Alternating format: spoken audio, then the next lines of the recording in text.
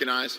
4 minutes for Bobby. I thank the Speaker, and I now yield to my friend from Virginia, my neighbor across the river from Virginia, who is the chairman of the Education and Labor Committee and who has done yeoman service on working to create this legislation and to improve this legislation and to make it friendly for our workers and for our families. Mr. Scott from the state of Virginia. How much time? 4 minutes. Gentleman from Virginia is recognized for 4 minutes. Thank you, Mr. Speaker. And I want to say to the Majority Leader that the hard work that we've done is to a large extent due to the hardworking staff who've been up late at night doing this work that usually takes months. It's been just days that they've been able to put this bill together. Mr. Speaker, I rise with my colleagues on both sides of the aisle to support the CARES Act. As a result of the significant changes made over the past few days, this legislation now takes important steps to give students, workers, and families the support they need during this public health emergency. Now, many of the provisions of the bill fall within the jurisdiction of the Committee on Education and Labor. For example, one of our most important challenges is to help workers maintain their income because losing a paycheck exposes workers and families to so many other problems. Yesterday, the new unemployment claims soared to over 3 million, and that's 4 times more than the previous record.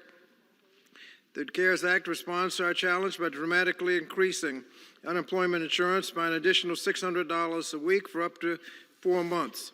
The Emergency Unemployment Insurance Program also extends to self-employed workers, so-called gig employees, many of whom are not currently eligible for unemployment compensation because they're often misclassified as independent contractors rather than employees.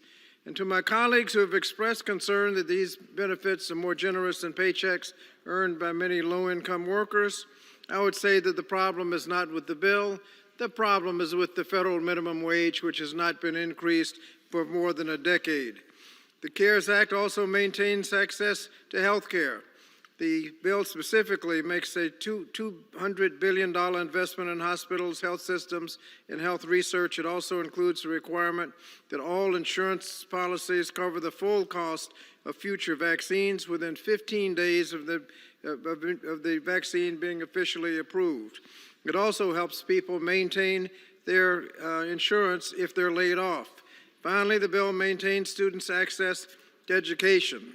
The CARES Act now has more than $30 billion in relief for students, educators, schools, and institutions of higher learning. For institutions of higher learning, it will provide financial relief to colleges and universities and also support grants to displaced students.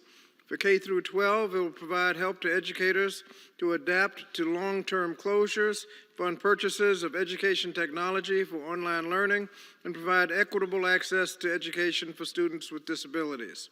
The CARES Act moves us in the right direction, but it's important to recognize that the legislation is only a down payment on the relief that our communities will need in the weeks and months ahead.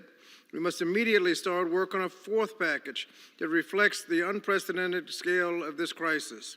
The next package must include safety protections for frontline healthcare workers and emergency responders who are risking their lives every day. The next package must expand emergency paid sick leave and paid family and medical leave without exceptions so workers can take care of themselves and their loved ones without having to sacrifice their paychecks. The next package has to ensure that Americans who are fighting the disease are not hit with costly medical bills afterwards. The second package, we establish no-cost COVID-19 testing. This next package that we have should expand this coverage to COVID-19 treatment as well. Mr. Speaker, this is critical for us, for all of us to understand that the CARES Act is not a stimulus package, it's a disaster relief effort, which must continue for as long as it takes to ensure that students, workers, and families can survive this crisis.